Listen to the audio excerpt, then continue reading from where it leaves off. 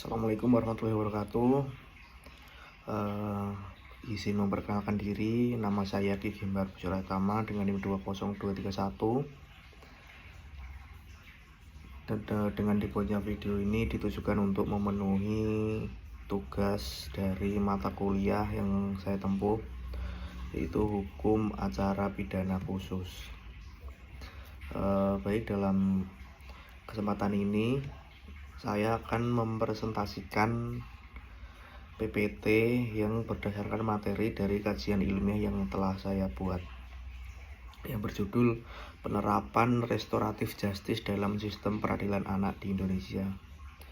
Nah, jadi topik ini penting untuk dibahas karena sistem peradilan pidana anak saat ini tidak lagi hanya berorientasi pada penghukuman, tetapi juga ada pemulihan korban, rehabilitasi pelaku, serta pemulihan hubungan sosial yang terganggu akibat adanya tindak pidana. Latar belakangnya, kenapa perhatian terhadap perlindungan anak dalam sistem peradilan pidana terus meningkat? Anak yang melakukan tindak pidana tidak dapat disamakan dengan orang dewasa karena kondisi psikologis, emosional, dan tingkat kedewasaannya masih dalam tahap pengembangan. Oleh karena itu, pendekatan yang digunakan harus lebih mengutamakan pembinaan dan rehabilitasi. Nah, di Indonesia ini, perlindungan terhadap anak yang berhadapan dengan hukum diatur Undang-Undang Nomor 11 Tahun 2012 tentang Sistem Peradilan Pidana Anak atau SPPA. Undang-undang ini menekankan penyelesaian perkara melalui diversi atau restoratif justice sebagai alternatif daripada proses peradilan formal itu sendiri. Nah, namun dalam praktiknya masih terdapat berbagai hambatan seperti kurangnya pemahaman aparat penegak hukum, keterbatasan sumber daya manusia, serta budaya masyarakat yang masih mengutamakan hukuman dibandingkan pemulihan. Berdasarkan kondisi tersebut, kondisi yang berada di lapangan, penelitian ini bertujuan menganalisis bagaimana restoratif justice dapat membantu pemulihan korban sekaligus rehabilitasi pelaku anak. Masuk kepada pengertian restoratif justice. Restoratif justice adalah pendekatan penyelesaian perkara pidana yang melibatkan pelaku, korban, keluarga, dan masyarakat dalam mencari solusi atas dampak yang ditimbulkan oleh tindak pidana itu sendiri.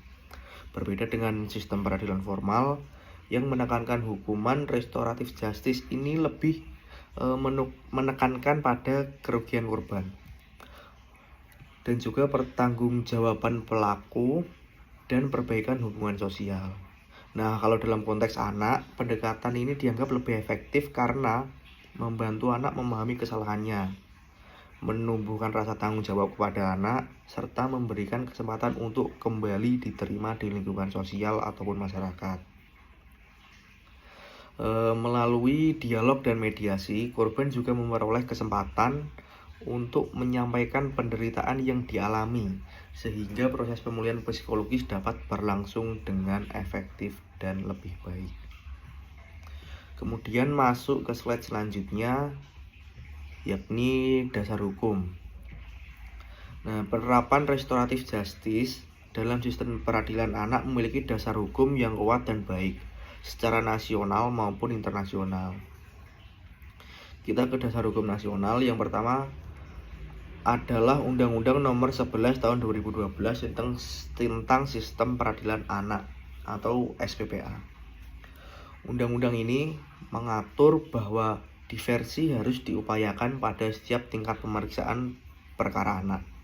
Selain itu, undang-undang ini juga menegaskan prinsip kepentingan terbaik bagi anak dan perlindungan hak anak itu sendiri. Kemudian dasar hukum internasional. Selain itu, terdapat Convention on the Right of the Child atau Konvensi Hak Anak yang telah diratifikasi di negara Indonesia. Nah, konvensi ini menegaskan bahwa anak yang berhadapan dengan hukum harus diperlakukan secara manusiawi, serta mengutamakan rehabilitasi dan reintegrasi sosial. Dengan demikian, restoratif justice memiliki legitimasi hukum yang kuat untuk diterapkan dalam penyelesaian perkara anak. Itu dari dasar hukum, dari dasar hukumnya. Selanjutnya kita ke tujuan restoratif justice. Tujuan restoratif justice dapat dilihat dari 3 perspektif ini ya, yaitu korban, pelaku anak, dan masyarakat. Kita bedah satu-satu. Bagi korban memperoleh kesempatan untuk menyampaikan penderitaan yang dialaminya secara langsung kepada pelaku. Korban juga dapat memperoleh pemulihan baik secara psikologis maupun material melalui ganti rugi atau bentuk kompensasi lainnya. Nah, bagi pelaku anak, melalui proses mediasi dan rehabilitasi.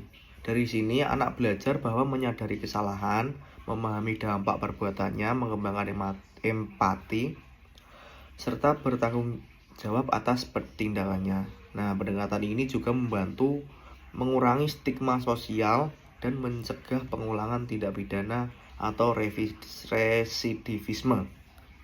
Seperti itu. Nah, bagi masyarakat sendiri, restoratif justice membantu memulihkan hubungan sosial yang rusak akibat tindak pidana, menciptakan penyelesaian konflik yang lebih humanis, serta memperkuat partisipasi keluarga dan masyarakat dalam proses pembinaan. Yang selanjutnya di sini bentuk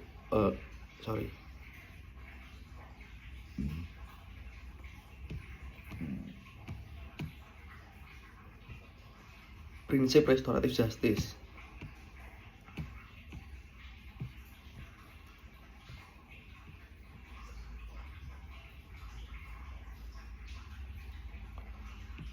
Nah, prinsip utama restoratif justice adalah pemulihan, bukan pembalasan. Terdapat beberapa prinsip penting yang menjadi landasan pelaksanaannya.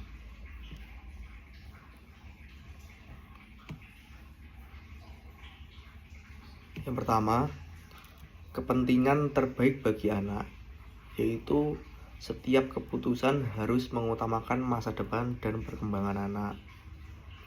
Yang kedua, partisipasi aktif semua pihak, yaitu korban, pelaku, keluarga, masyarakat, serta aparat penegak hukum terlibat dalam proses penyelesaian perkara.